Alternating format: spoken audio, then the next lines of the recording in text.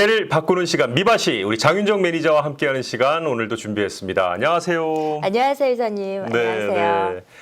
자, 요즘에 이 정말 은퇴와 관련돼서 우리 장윤정 매니저의 이 영상들이 상당히 많이 좋은 반응을 얻고 있습니다. 네, 많은 분들이 굉장히 좋아하시는데 오늘은 특히 안전한 은퇴연금을 위한 방법 중에서 이 퀄러파이드하고 넌 퀄러파이드 플랜을 활용하는 은퇴연금 포트폴리오를 알려주신다고 그러셨어요. 네, 맞습니다. 지금 좀 길었거든요.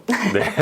그러니까 어디가 주된 거냐면 네. 그 은퇴연금을 만들 때에 그래서 포트폴리오를 작성을 하잖아요. 그거를 만드는 과정에서 그 부분에서 어떤 부분을 중점으로 해서 활용을 할 것인가 안정적인 플랜을 위해서요. 그래서 그 부분을 조금 포커스하려고 합니다. 네.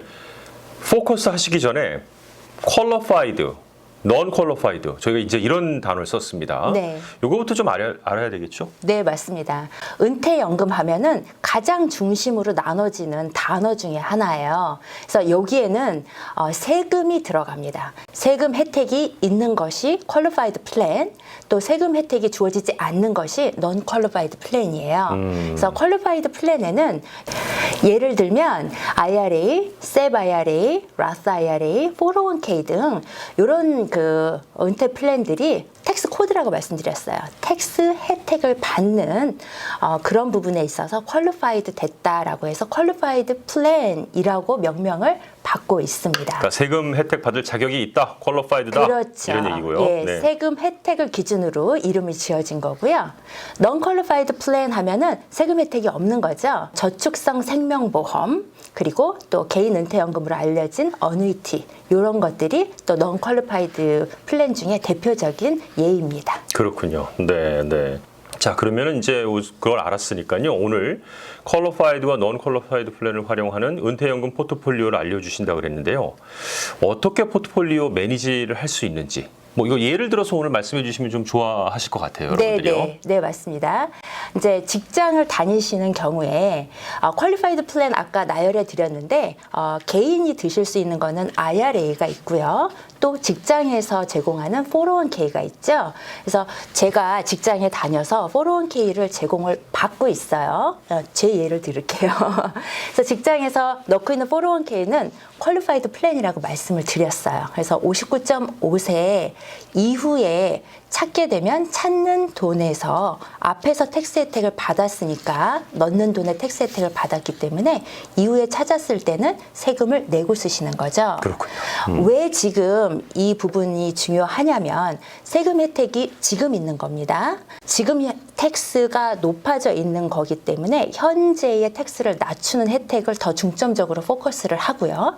나중에 은퇴가 된 나중에는 세금이 이슈가 많이 없기 때문에 그때의 세금을 내는 방식이 굉장히 현명하고 또 매니지먼트를 하는 데 있어서 효과적인 방법으로 알려드립니다. 그렇군요. 네. 퀄리파이드 플랜 중에서도 401k나 IRA랑 또 반대되는 컨셉이 있었죠.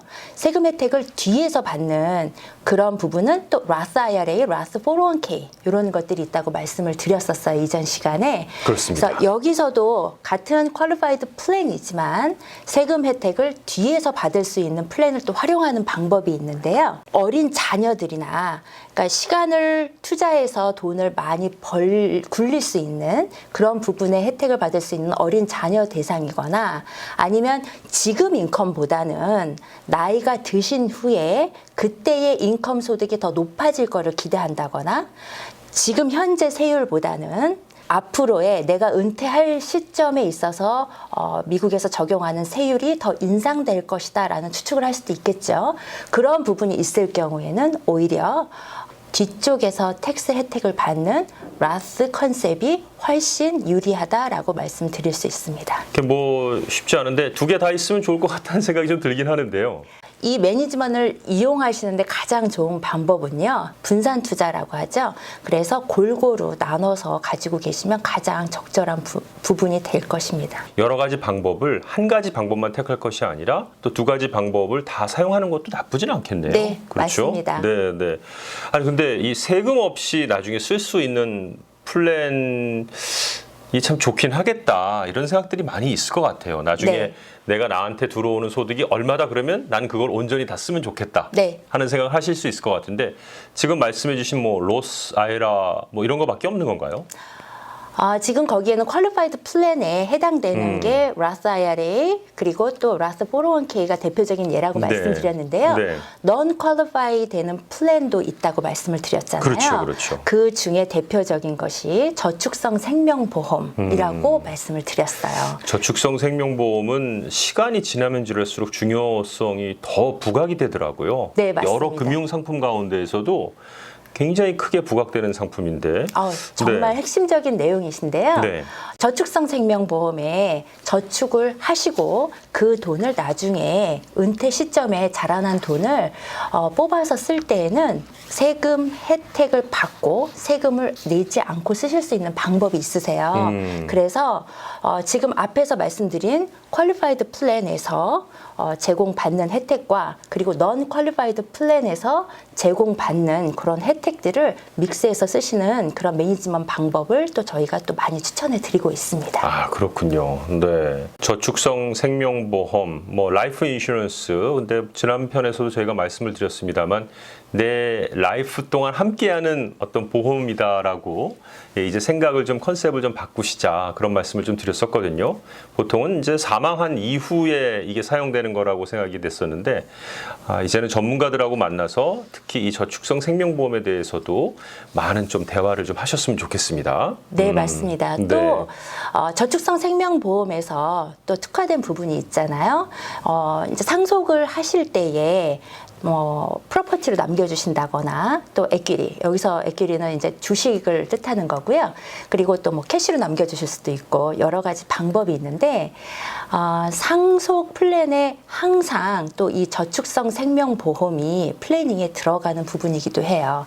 거기에서 포인트는 또 프로베이스 어떠한 법적인 장치를 미처 준비하지 못하셨을 경우에는 또 그 상속돼야 되는 재산들이 돌아가신 분의 그 재산이 프로베이스를 거쳐야 되는 또 힘든 과정일 수 있잖아요. 기간과 또 재산의 또 소요도 많이 있는 부분인데 그 부분을 피하실 수 있도록 또 만드는 상속 플랜의 가장 중요한 플랜이기도 합니다. 네, 참 여러 용도로 사용되는 게 어떻게 보면 저축성 생명보험 그리고 그 안에 있는 뭐 캐시밸류가 아닐까 하는 그런 생각이 드는데요. 맞습니다. 그러니까 은퇴 플랜 포트폴리오 구성으로 볼 때 이게 중요한 게 한 가지 플랜만을 하는 게 아니라 나의 목적과 시기에 맞게 여러 플랜을 구성하는 거. 네, 이게 굉장히 중요하겠네요. 맞습니다. 그렇죠. 자, 오늘 좀 굉장히 간단히 그 포트폴리오 구성에 대한 이야기를 좀 해봤습니다. 그 다음 시간은 어떤 내용으로 해주실 건지요? 다음에는요, 은퇴 플랜 그 포트폴리오 매니지먼트를 하는 방법 중에서 레더링이라는 방법을 사용하는 것을 말씀드리려고 해요. 들어보시면 어렵지 않아요. 그리고 많이 적용하는 그런 부분이라서 이해가 금방 되실 것 같아요. 알겠습니다.